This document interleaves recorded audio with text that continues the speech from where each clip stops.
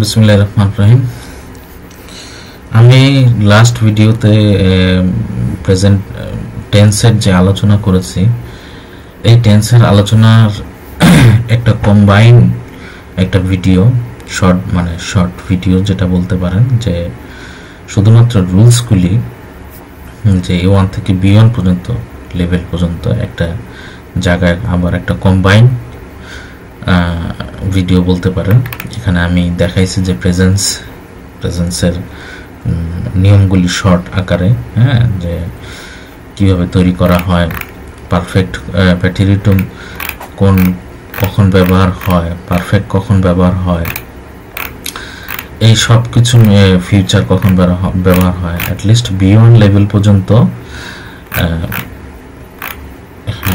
B1 level পর্যন্ত at least এইটা enough. এটা আমি জাস্ট শর্ট করে একটা পিডিএফ এর মধ্যে নিয়মগুলি জাস্ট আবার ভিডিওর হোল্ডেন করছি। তো আপনারা আশা করি এই ভিডিওটা ডিসক্রিপশন বক্সে পিডিএফটা ডাউনলোড করবেন, ডাউনলোড করে এবং প্র্যাকটিস করবেন।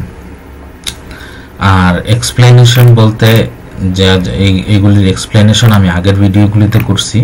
আপনারা যদি দেখেন আগের ভিডিওগুলি, তাহলে এক্সপ্লেনেশনগুলি বুঝবেন এবং ওই এক্সপ্লেন অনুযায়ী যদি কোনো প্রশ্ন থাকে আপনারা প্রশ্নগুলি করবেন।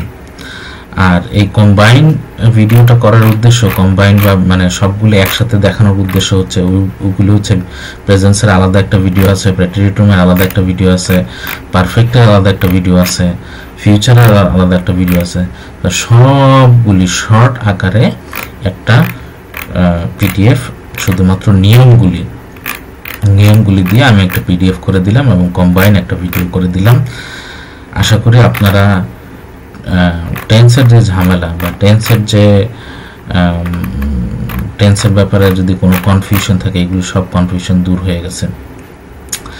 আমার মতে জার্মান ল্যাঙ্গুয়েজের গ্রামার আসলে খুব সহজ, খুবই সহজ। যদি আমরা একটু বুঝিয়ে দেয় আমাদেরকে কেউ, বা যদি একটু প্র্যাকটিস করি, তাহলে অবশ্যই সহজ।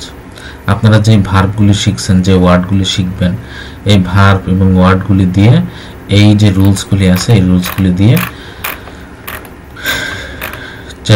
প্র্যাকটিস করার চেষ্টা করবেন। আর অবশ্যই ভিডিওর কনসিকুয়েন্স মানে ধারাবাহিকতাটা ঠিক রাখবেন। যেমন ধরেন, আপনি যদি আগের ভিডিওগুলি শেষ না করে আসেন বা আগের ভিডিওগুলি যদি শিখে না আসেন, তাহলে এটা দেখলে আপনার জন্য অনেক বোঝার একটু কষ্ট হইতে পারে।